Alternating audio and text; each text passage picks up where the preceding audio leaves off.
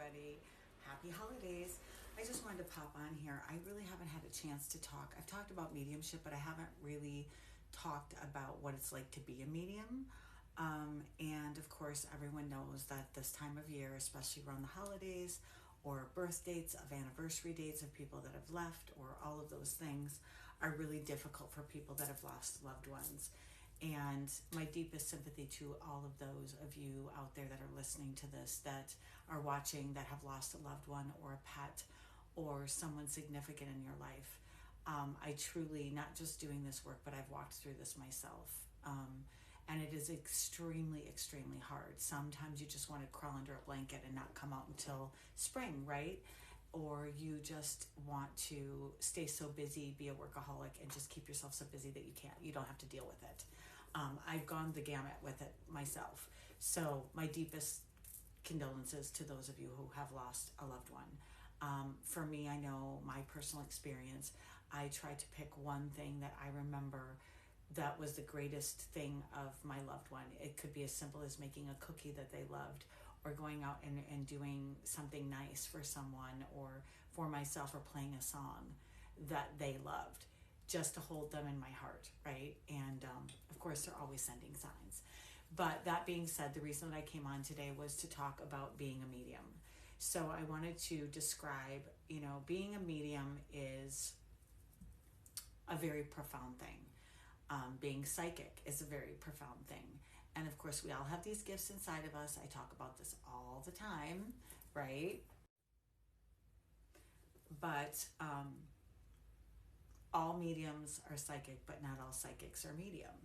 And the difference is, because when you are psychic, to me, now this is my personal opinion, all mediums and psychics are different, but this is my personal opinion. When I'm doing mediumship, I have to be at a different frequency.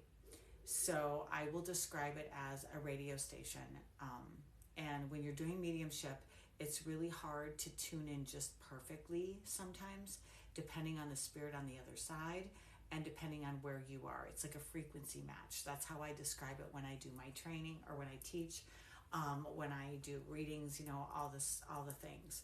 So when you're psychic, a lot of times you're channeling, your crown's opened up and you're opening up all of your gifts. Some people have stronger clairvoyance versus clairaudience, or clairsentient versus claircognizant. And some people, they have all of their clairs on, right? There's also the smell and the taste for clair gifts as well, but we don't hear about those as much. I use all of mine. I open them all up. So basically what happens is, and I don't like to talk about frequency and vibration, high and low. Spirit doesn't like that. They don't like that analogy, but it's the only way that I can describe it to another human. So when you're being psychic and you're channeling angels and galactic beings and Papa, who is God, right? Or Christ consciousness. When you're doing that, your frequency has to be really, really high, right? And then when you're doing mediumship, you have to go back down to a lower frequency, right? To be able to tune into that. If it's someone that's just left the earthly plane, you have to come even lower. You really do. And I know that I don't want people to get offended when I say that. I am a medium. And I know that I have to do that in order to take on communicating with them. I think it was at the Ghost, Whoopi Goldberg, when she's moving the penny and she's, letting the loved one pass through when they're in between the doors with Demi Moore. It was Patrick Swayze, I think, was the actor. Anyway, that being said, when I do my mediumship, sometimes I can get a really clear reading on a loved one on the other side, and sometimes they hide. Their face is shielded in the dark and I can't see them per se. And they're looking at me sometimes if they had a real strong religious belief when they were here on the earth and they're trying to come through, they're like, you can see me? What do you mean you can see me? So they try to shield themselves. Other times they're shameful or fearful, or they don't want, they feel bad because they know that they didn't do good things when they were here. So they're feeling uncomfortable about showing themselves, right? And you, as the sitter, when you come to me, I never know what I'm going to get.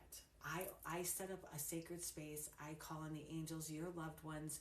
I light a white candle. I surround this environment with the white light of the Holy Spirit, because I don't want my ego to be in the middle of this. I have to take myself out of the equation and just channel spirit and your loved ones, right?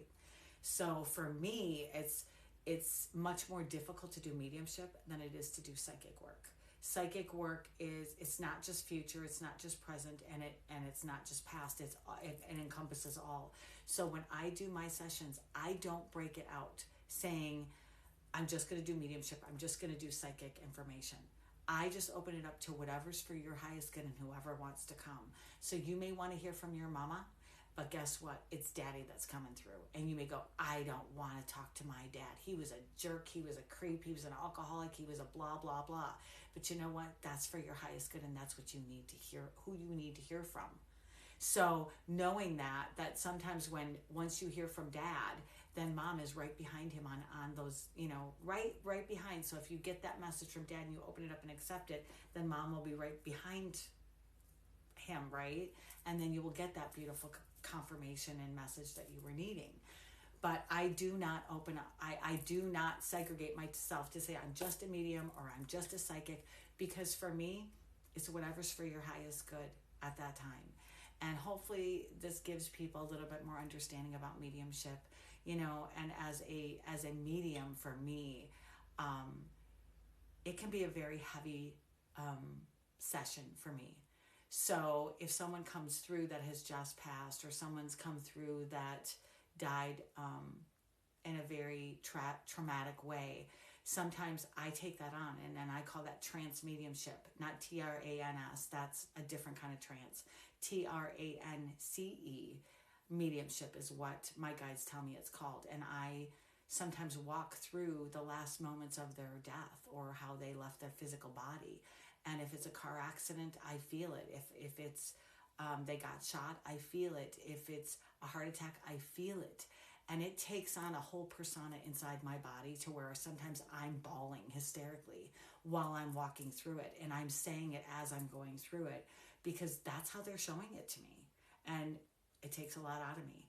So when I'm doing psychic work, or when I'm channeling angels or galactic beings, or God, or gods, goddesses, whatever it may be, I'm on a high. I got the zoomies. I'm tingling all over. Sometimes I do light language, and I'm just like, woo, this feels so good. And I'm not grounded afterwards, right? It takes me a couple minutes to kind of click back into my body, but it's amazing. But you know what? I wouldn't trade this for the world. I am so grateful each and every day is a gift that I am here, and that God is choosing me to work through. And I hope that explaining this a little bit more to people makes them understand that, I know that every medium and psychic work differently, but I am not working from the dark. I am not working from an icky place.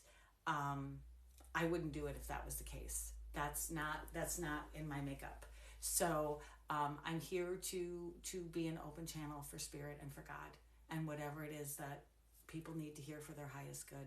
And I will continue to do this as long as God's going to let me work as an instrument for him. So I hope you guys find this helpful. Love, light, and blessings, and Merry Christmas. Namaste.